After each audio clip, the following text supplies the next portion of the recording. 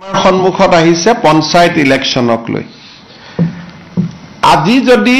আমি পঞ্চায়ত ইলেকশন ঘোষণা কৰো আমাক এমাহ সময় লাগে পঞ্চায়ত পাতিবৰ কাৰণে আৰু আজি আমি 10 জানুৱাৰীত আজি গধূলিলৈকে এতিয়া আমি বহি আছো গোটেই কেবিনেট খনে যে উচ্চ ন্যায়ালয়ৰ যিগৰাকী ন্যায়াধীশ মহামান্য তেখেতে কোৰ্টত আজি ঘোষণা কৰিছিলে যে আজিৰ ভিতৰত তেওঁ জাজমেন্টটো দিব কিন্তু এতিয়ালৈকে আমি বহি আছো জাজমেন্টটো অহা নাই গোটেই কেবিনেট খনে ইনফেক্ট 3 ঘণ্টা সময় আমি বহি আছিলো যে জাজমেন্টটো আহিব অলপ পিছত আহিব এতিয়া আহিব এনেকৈ আমি অপেক্ষা কৰি আছো ইনফেক্ট দিনৰ 2টা বজাৰ পৰা আমি অপেক্ষা কৰি আছিলো সাধাৰণতে চৰকাৰসমূহে পঞ্চায়ত পাতিব নোখোজে যে আমি পঞ্চায়ত নাপাতো ইমান ইলেকশনত আমি ৰিস্ক নলওঁ বিশেষকৈ বিধানসভাৰ নিৰ্বাচনৰ আগে কোনো চৰকাৰে পঞ্চায়ত পাতিব নোখোজে আমি পঞ্চায়ত পাতিবৰ কাৰণে উদ্গ্ৰীৱ হৈ বহি আছো কিন্তু এই পৰ্যন্ত মই অলপ আগতে মহা অধিবক্তা দেৱজিৎ শইকীয়াক টেলিফোন কৰিছিলো তেওঁ কৈছে যে এই সময়লৈকে জাজমেন্টটো ডিক্টেশন হৈ আছে জাজমেন্ট অহা নাই বা যি ধৰণৰ কথা আজি যদি ৰাতি 12টাৰ আগতে আমি জাজমেন্টটো নাপাওঁ পজিটিভ বা নেগেটিভ যি নহওক তেতিয়াহলে আমি পঞ্চায়ত ইলেকশনটো একেবাৰে মেট্ৰিক বা হায়াৰ সেকেন্ডাৰী পৰীক্ষাৰ পিছলৈকে লৈ যাব লাগিব কাৰণ 14 ফেব্ৰুৱাৰীৰ পৰা মেট্ৰিক আৰু হায়াৰ সেকেন্ডাৰী আৰম্ভ হ'ব আৰু যদি এবাৰ ইলেকশন কৰিলে একমাহ সময় লাগে নটিফিকেশনৰ পৰা আৰু দুটা ফেজত কৰিলে আজি হল 10 তাৰিখ 10 ফেব্ৰুৱাৰীত এটা হ'ব পাৰে 12 ফেব্ৰুৱাৰীত এটা ইলেকশন হ'ব পাৰে কিন্তু আজি যদি ৰাতি 12টাৰ আগতে যদি হাইকোৰ্টৰ পৰা অৰ্ডাৰটো ওলাই নাহে আৰু পিছৰ 10 দিনো হাইকোৰ্ট বন্ধ আছে গতিকে তাৰ পৰিপ্ৰেক্ষিতত মই ভাবো যে পঞ্চায়ত ইলেকশন পতাটো অসম্ভৱ হৈ পৰিব কাৰণ মেট্ৰিক আৰু হায়াৰ সেকেন্ডাৰী পৰীক্ষাৰ মাজত পঞ্চায়ত ইলেকশন পাতিব পৰা নাযাব গতিকে যি সকলে মোক সুধি আছে যে পঞ্চায়ত ইলেকশন কেতিয়া হ'ব মোৰ উত্তৰ এইটোৱে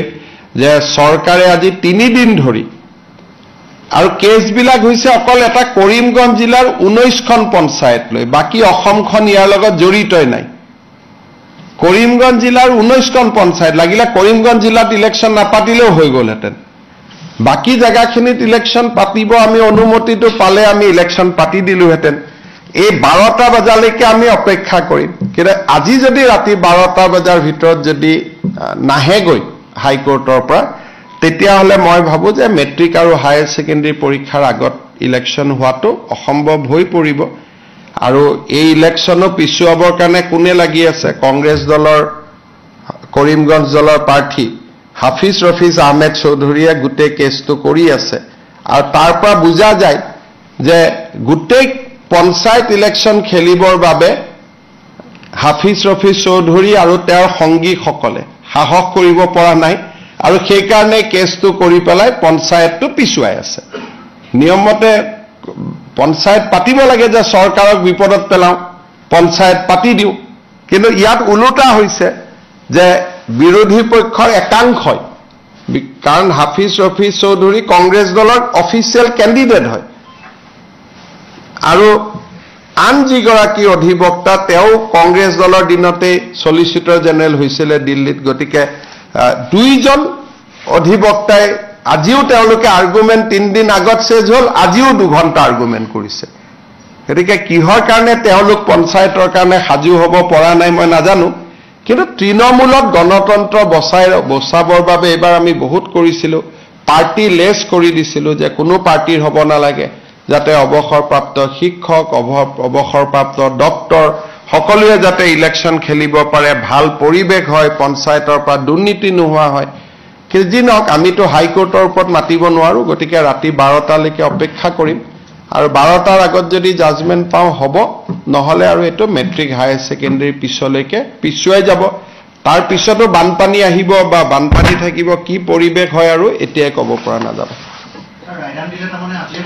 আজি যদি 12টালৈকে মই ইলেকশন কমিশনকো ৰিকুৱেষ্ট কৰিছো যে আপুনি বহি থাকক আমিও বহি আছো কাৰণ পুলিচৰ পৰা ক্লিয়াৰেন্স লাগিব কোনটো ফেজত কিমান ডিপ্লয়মেন্ট হ'ব ডিজিপিও বহি আছে চিফ সেক্ৰেটাৰীও বহি আছে আমিও বহি আছিলো যদি 12টাৰ আগত ৰায়দান হয় আমিতো কৰি দিম কাৰণ যিজন ন্যায়াধীশ মহা অধিবক্তাই কোৱা মতে তেওঁ কোৰ্টত কৈ গ'ল যে মই চেম্বাৰত গৈ জাজমেন্টটো লিখি জাজমেন্টটো দিম